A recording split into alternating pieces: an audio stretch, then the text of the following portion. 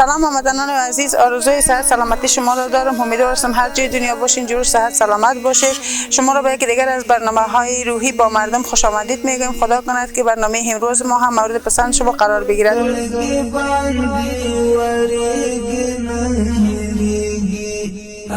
سلام علیکم، وقتتون بخیر، خوب هستین؟ صحتمند؟ علیکم و سلام، زنده و سلامت باش. اسمتون؟ فیصل. فیصل جان راستی که یعنی حالا تا فعلا خود مجرد هستم. چرا مجرد هستین؟ چی کاربار میکنی؟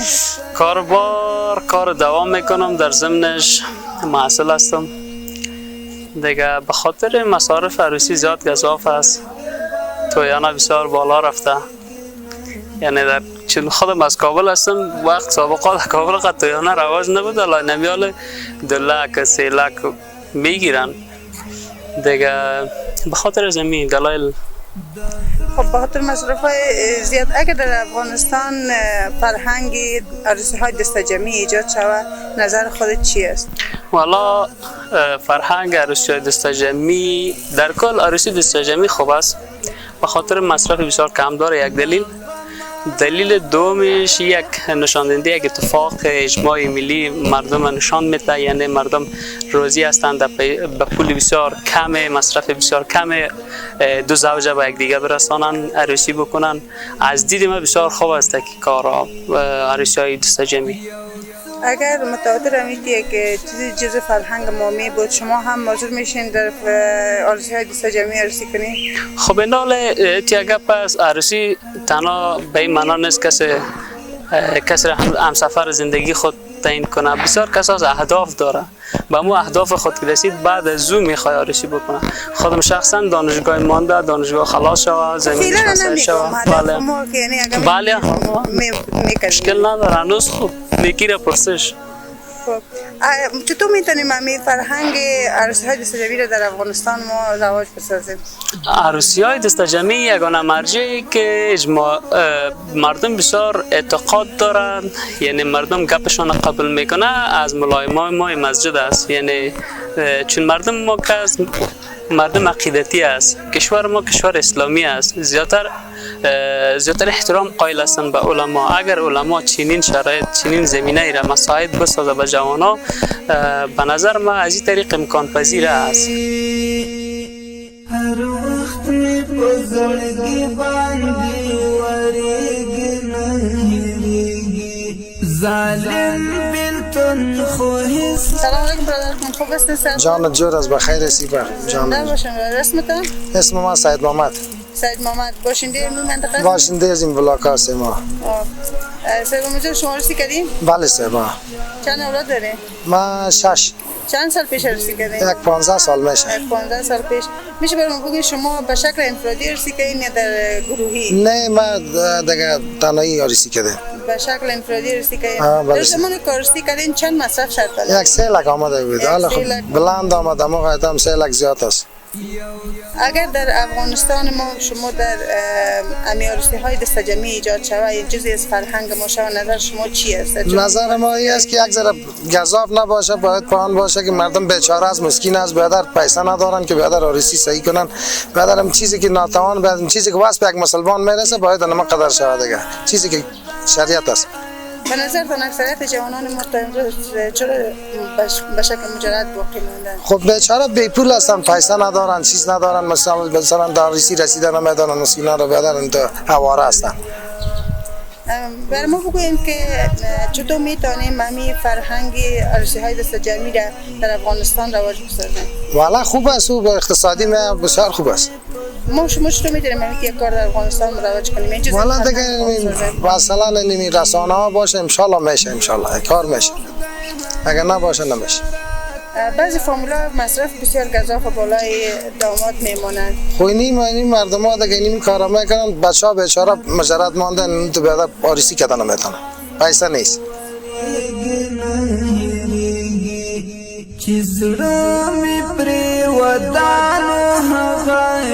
سلام علیکم علیکم برادر، خوب هستین؟ صحتتان خوب است؟ سلامت باشین، بخیر باشین. زنده باشین. اسمتان؟ رستم تخلص حکیمی. رستم. اگر ازدواج‌های دستجمعی در افغانستان یک جزئی از فرهنگ ما شود، نظر شما چی است؟ ازدواج‌های دستجمعی کار بسیار نیکی است. کسایی که توانمندی ندارن به طور انفرادی میتونن به صورت دستجمعی میتونن ازدواج بکنن و بله نظر مثبت داریم. به نظر شما اکثریت جوانان امروز چرا مجرد ماندن نتونستن رشدی کنن؟ در قدم اول میتونم براتون بگم یا فقر بیچارگی بوده که نتونستن از خرج خود برآمده، یعنی کار و وظیفه نداشتن که درآمد به خود پیدا بکنن و چطور میتونن نوروسی بکنن. یک علت بوده. میتونه علت دومیشی که علاقمندی ندارن. بسیاری جوانان میخوان تا 40 سالگی و 50 سالگی یا بیشتر از این میخوان ازدواج کنن، پول هم دارن، پیسه هم دارن، اما نمیخوان ازدواج بکنن. دیگه فقر و بیچارگی هم علت بزرگ میتونه باشه. به خاطر فقر و بیچارگی نمیتونن یا بعضی فامیلا مصارف بسیار گزاف از سر بچه خیل مندازن. از نظر شما آیا کار خوب است؟ به نظر من این شریعت اسلام است. دین کشور ما کشور افغانستان است.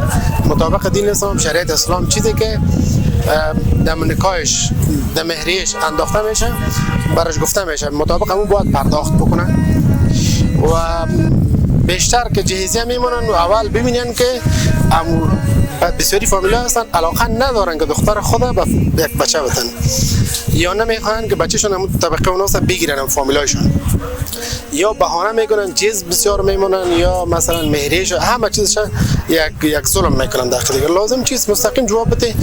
اگر بچه خیلم باشه باید جواب بده، اگر دختر خیلم باشه باید جواب بدن. اگر رضایت جانبین باشه مطابق با شریعت اسلام میتونن که در محکمه برن یا مطابق قانونات رسوم ازدواج بکنن و پول بسیار کم. سلام علیکم برادر قن، خوب هستین؟ زنده باشین خواهرم، بخیر باشین. اسمتان؟ نور احمد هستم از بلاکای کلوله پشته. نور احمد جان رشدی کردین؟ بله یک مدت 5 سال میشه رشدی کردیم. به شکل انفرادی رشدی کردین یا در گروه دستجمعی چیزی؟ نه به شکل انفرادی دستجمعی رشدی نکردیم. چی کاروبار دارین؟ من دکاندار هستم در کلوله پشته. دکان دارین. در رشدیتان چند مصرف آمد به سرتان؟ مصرف خود دیگه حدود یک افلک آمد افغانی. به نظرتان اکثریت جوانان امروز ما چرا مجرد باقی مانده؟ از این حساب از پیسه نداره، بیچاره است، روزگارشون خراب است. اگه پیسه باشه همه کس یک زندگی خود آباد میسازه. یعنی اولش یک بیادرک ماسی اینجا یک عمر است که چیز فروشی میکنه، پیسه نداره که زندگی خود جور کنه. از حساب به پیسگی بیروزگاری است زندگی است. وطن هم چندان وطن نیست که کمک شه به بیچاره، به بچه ها، به جوانا که اقل نظمی روزگار خراب براین.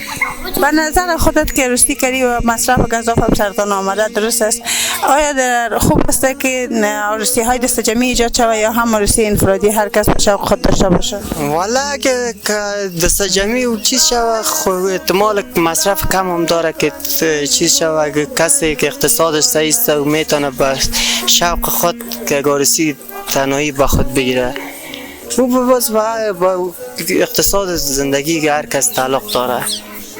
اگر رشته های دستجمعی جزئی از فرهنگ ما شود، نظر شما چی است؟ والا نظر خوب است. به حساب اقتصاد به حساب مردم که کلگی جوانا میتونه با هم یک جای دستجمعی ازدواج خود بگیره، مصارفشان هم کم بسیار اقتصادی به مرد و به جوانا.